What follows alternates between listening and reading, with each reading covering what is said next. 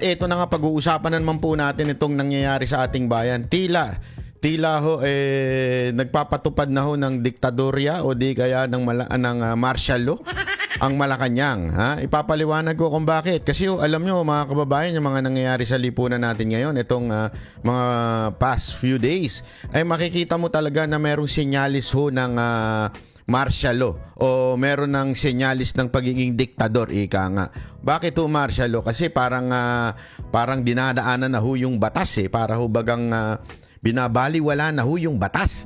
Kaya ngayon makikita ho natin sa mga pronouncement po ng Malacanang at mga ginagawa ho nito ay tila parang mga diktador na ho. Bakit ho kanyo? Ay papaliwanag ho natin. Baka sabihin ninyo nag-iimbento lang si Banat Bay. Hindi ho ako nag-iimbento. Ipapakita ko sa inyo at para makita ninyo ano ba talaga nangyayari ngayon.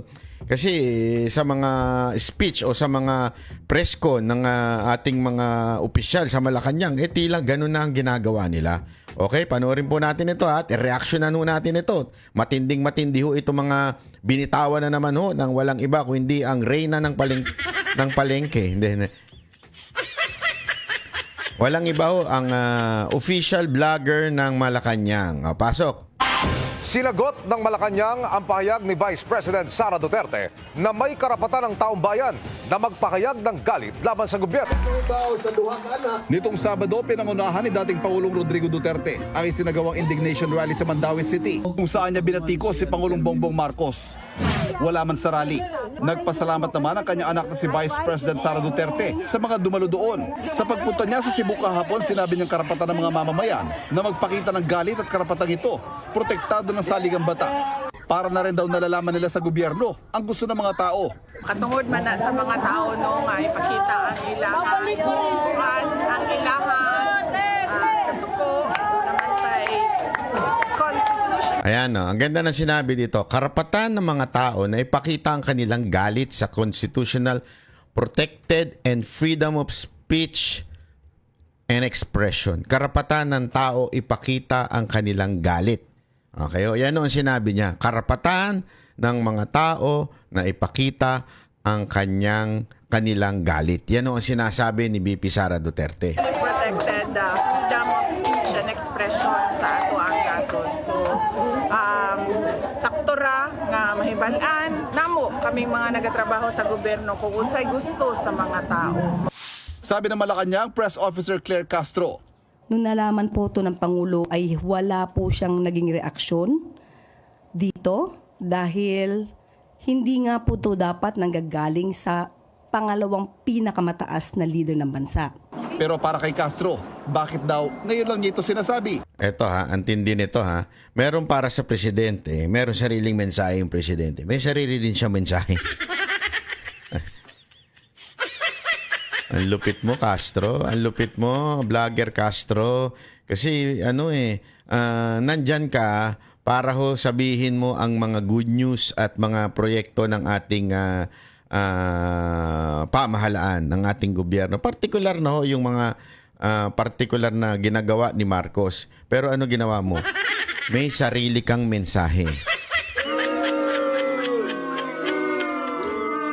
Diba may sarili kang mensahe? Ayan ang sarili mong mensahe. Bakit naman ngayon lang? Mas marami naman din pong nangyari nung panahon ng kanyang ama. So parang ang pag-encourage po ba niya na magalit ang tao, meron po ba itong link doon sa sinasabing destabilization? At pinapatungkulan palagi na ang taong bayan ay dapat nang kumilos laban sa gobyerno. Ang labo naman nung dapat nang kumilos. Ang linaw ho ng sinabi ni VP Sara Duterte. Binulit-ulit ko pa. Karapatan ng tao na naayon. Ito linaw. Ayan ulitin ko Para lang ayan karapatan ng mga tao na ipakita ang kanilang galit kasi constitutional protected ang freedom of speech and expression. Ano ang karapatan ng mga tao? Ipakita ang kanilang galit. Kaya ang kanilang dismaya, pagiging dismayado sa mga nangyayari sa gobyerno. Paano sinasabi mong gustong destabilize ang government? Ang layo ho nun. Sa pangalawang pinakamataas na leader ng bansa. Pero para kay Castro, bakit daw ngayon lang niya ito sinasabi? Bakit naman ngayon lang?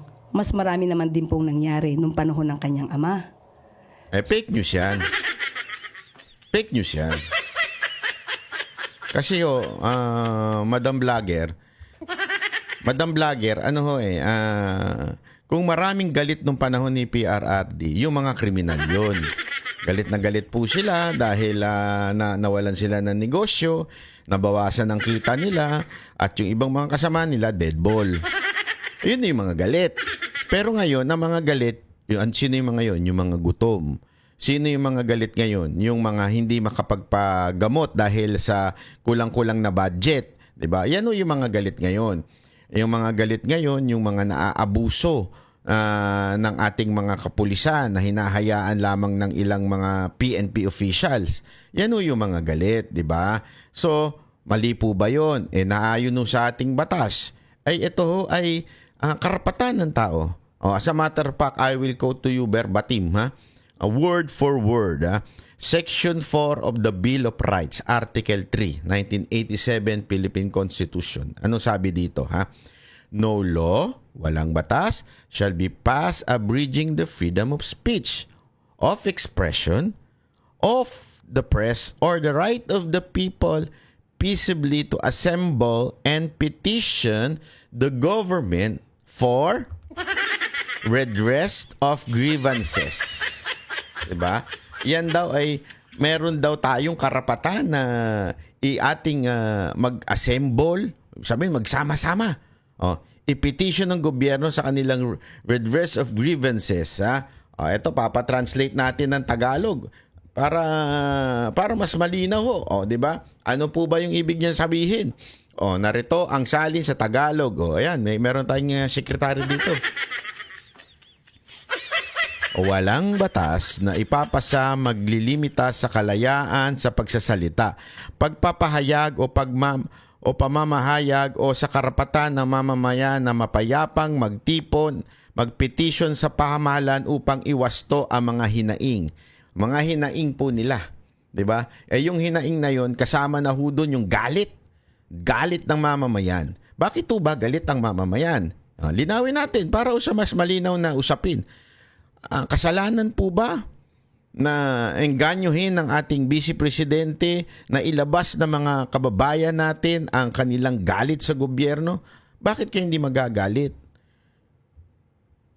Nabudol sila.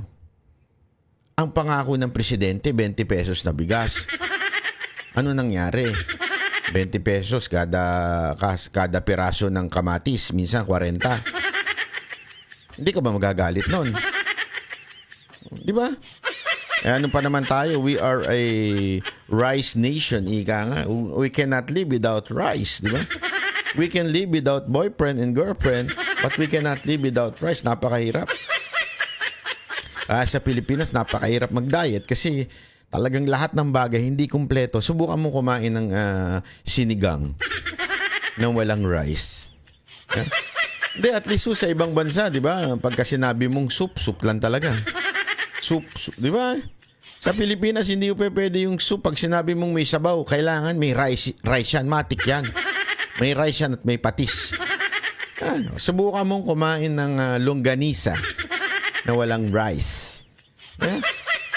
Kaya talaga nakaka-high blood kung yung bigas, 20 pesos hindi natupad. At marami sa ating mga kababayan, kaya binoto si Marcos ay dahil dyan sa 20 pesos kada kada kilo ng bigas. Ayan ang talagang kanilang pinanghawakan. Tapos bigla kayong babawi. Hindi, pangarap lang yan.